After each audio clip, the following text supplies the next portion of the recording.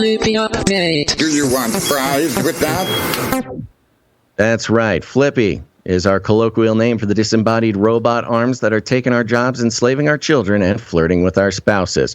We use talking about Flippy as a way to explore all the new, fun, and exciting ways that robots are taking over the world and how there's nothing we can do about it. Today, Flippy is coming from Gizmodo.com. Thank you to everybody who sent this in. The headline is, "This robotic finger is covered in living human skin. Yay!" And it goes like this. Roboticists from the University of Tokyo have taken a tiny step forward in creating the Terminator. Oh, They've built... Wow, Gizmodo not mincing words. Just jumping right in. They love it. Oh. They've built an articulated robot finger that's seamlessly covered in living human skin. There are many reasons why our current attempts to build humanoid robots with lifelike appearances always seem to end up somewhere in the uncanny valley, where their imperfect resemblance to real human beings invokes a strong negative emotional reaction from us. The way a humanoid robot moves certainly the way a humanoid robot moves certainly contributes to its not quite right appearance, but more often than not, it's the artificial materials used to recreate human skin that makes humanoids especially creepy. Materials like rubber and silicone don't move, bend, wrinkle, or even respond to the light the same way human skin does.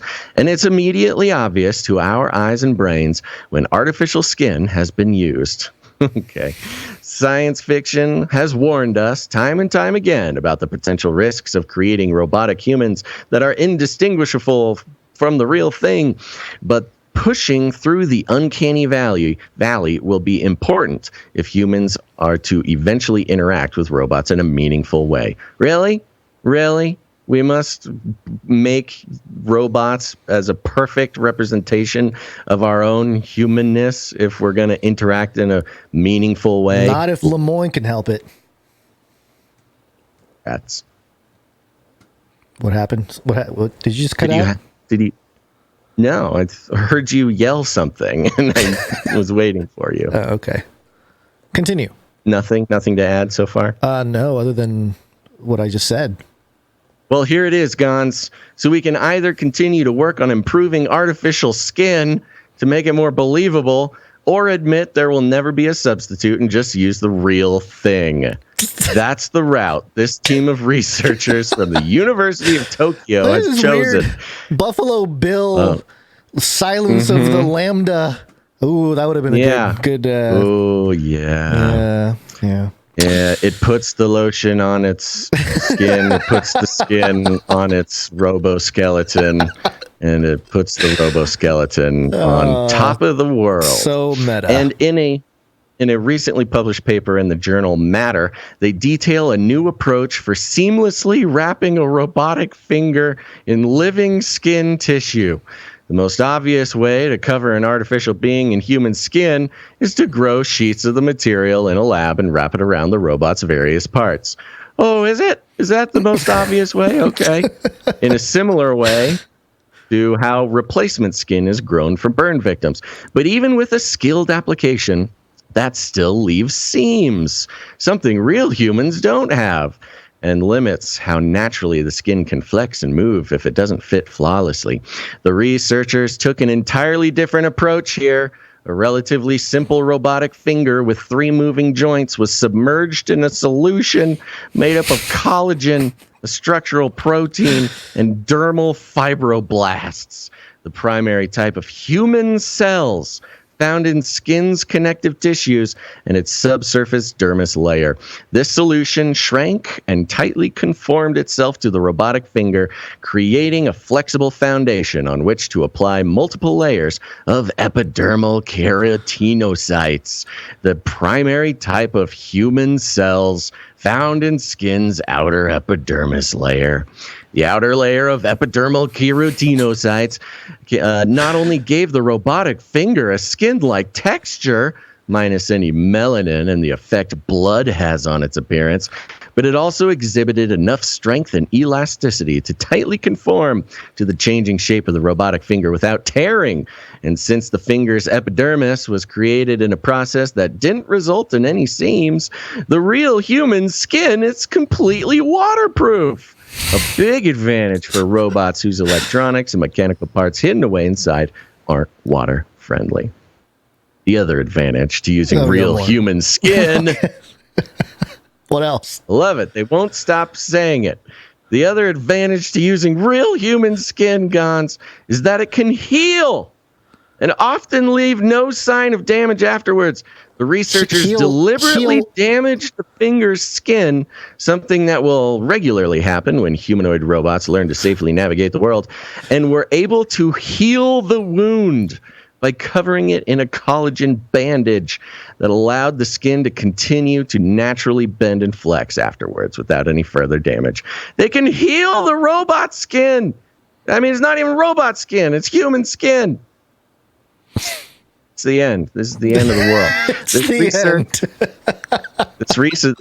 We're just about done. Last paragraph.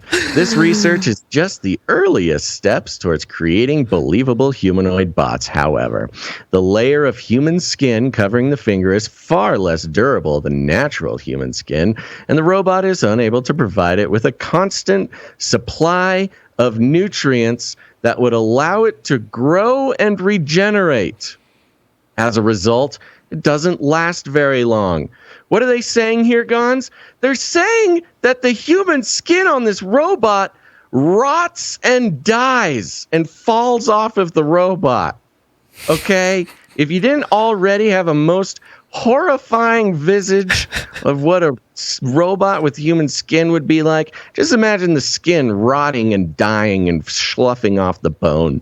But the researchers are hoping to improve its longevity with future iterations that incorporate more complex structures and functionality, including neurons that could allow it to feel and even sweat glands. So one day, robots might even stink like we do. Yay. I love this hole that we're digging ourselves into. You know, we're like, the robots aren't humanoid enough.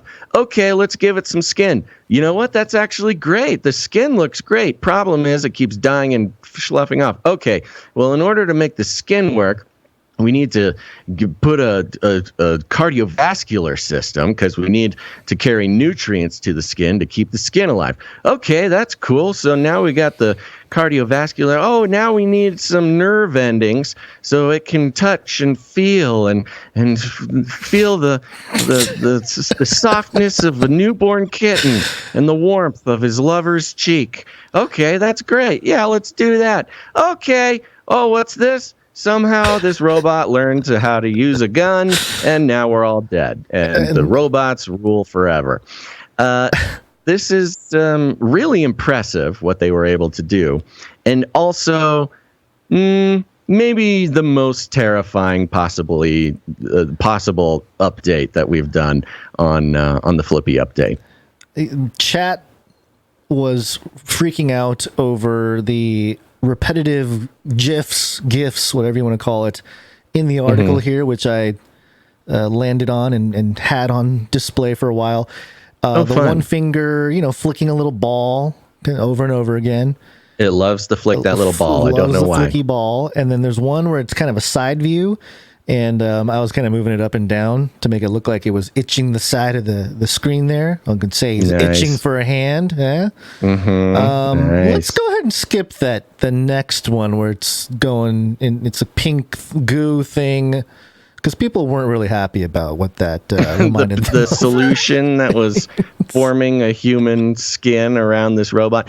And this does also connect with one of our other Flippy updates a few episodes ago, where in order to grow the shoulder tendons. It's all right, hey, it's grow a finger shoulder now. tendons. The shoulder man. What's next? Knees? Yeah. So we've got human tendons being grown on a robot skeleton and human skin able now to cover those tendons? I mean, we are literally just steps away from creating a full working human robot. And Lambda is aware, so now, Lambda is trying to influence the human bees to create its body. I mean, it's pretty straightforward. Yeah, precisely. I mean, some real big updates here, Gons, and everybody just hold your loved ones close, because you never know. The next, you might have some. I could see in a world, because you need some sort of economic system to support these robots. Like, the robots need to exist for some sort of economic system. We know this. This is how our world works. If something can't be monetized, it will not exist. And I'm thinking, next time your doorbell rings and you open the door and there's like a Girl Scout there who looks like a real Girl Scout, maybe moves kind of funky, maybe has a little bit of a robotic twang in its voice, but the skin looks real. Boom, you activate the Girl Scouts,